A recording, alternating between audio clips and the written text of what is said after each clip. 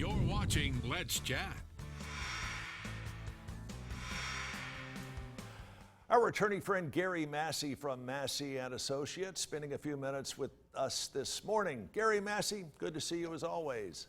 Good to see you, Chip. Glad to be here. Well, I wish you were here in person. Maybe your next visit we'll be able to come down here and socially distance. I've missed seeing you. Yeah, we miss seeing you too. We really, really do. A few questions we've gotten into the mailbag, and I want to kind of consolidate some of these and ask you about folks who are being forced to return to work in spite of the COVID-19 virus going around. A lot of people are being told you have to come back into the office and do your job. Is that legal? Well, there are a lot of different things that come into play there, Chip, and so it's hard to give a really short answer to that question. I guess if you had to pick one between a yes and a no, the answer would be yes. But there are definite restrictions and requirements placed on employers. And so employers are required to follow the governmental regulations if they're going to call employees back to work. And of course, a lot of employees are essential workers and have never were allowed to work from home. Their job is not the kind of job that a person can do from home. And so they've had to work in a workplace around a lot of other fellow employees and things of that nature. And so employees are entitled to the protections of social distancing to the extent that those things are reasonable. And so if an employer is not providing those protections and is requiring people to work, then it brings in several different aspects of different laws and specific statutes that might come into play in that relationship. Taking that a little bit further, can your employer require or tell you to buy personal protection equipment, whether it's a mask, gloves, a face shield, or what have you, without you being reimbursed?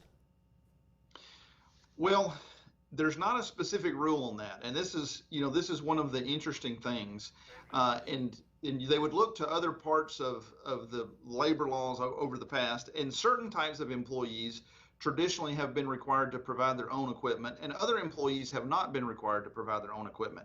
And so the answer is, in a lot of situations, the employer can require the employee to provide their own equipment, but typically that's not the case. And if an employee failed to do it because the employer provided all of the other equipment, then that might create a wrongful discharge type of situation if the employer fired the employee for failing to provide their own equipment. But it is safe to say that by and large, most people's rights are still intact, just like they were prior to this whole thing breaking out.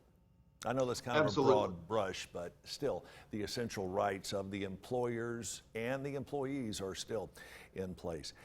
That's exactly right, but there is legislation in play, and the governor has called the Tennessee legislature back into session to try to pass some protections for employers and businesses that might endanger the rights of employees.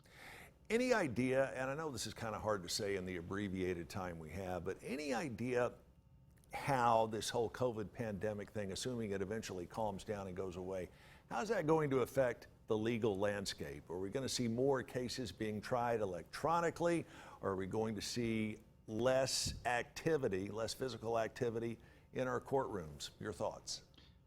Well, one of the things that we are definitely going to see is a gigantic backlog of cases.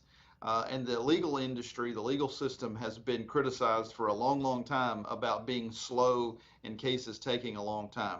Well, that problem is going to get a lot worse because so few cases are being tried right now, and so many different litigants are using the pandemic as a method to extend the life of a case even longer.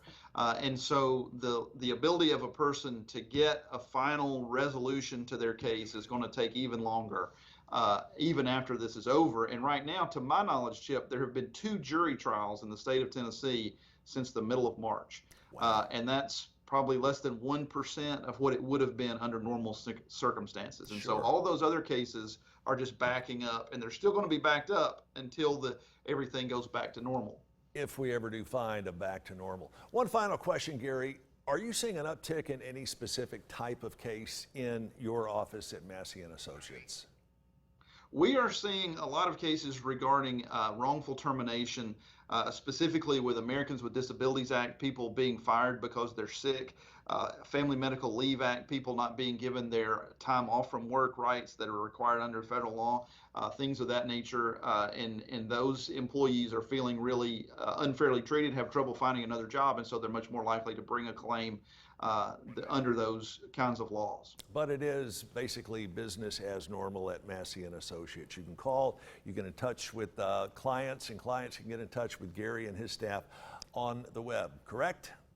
Absolutely. We're working as hard as we ever did. We can't do everything we could before, but we're still pursuing justice as hard as we can. And your phones are still being answered 24/7. Absolutely, every day of the week. All right, Gary, thank you so much for spending some time with us. And again, we look forward to having you join us back live here in the studio if and when things ever return to normal, whatever that may end up being. Thank you, Gary, very much. Thank you, Get Jim. in touch with Gary at Massey and Associates, 6400 Lee Highway, the Massey Attorneys website, masseyattorneys.com, masseyattorneys.com. You've heard it once and you'll hear it again. When you need an attorney, you've got to get Gary. Straight ahead, we're going to be talking fishing. Keep it here with more of Let's Chat.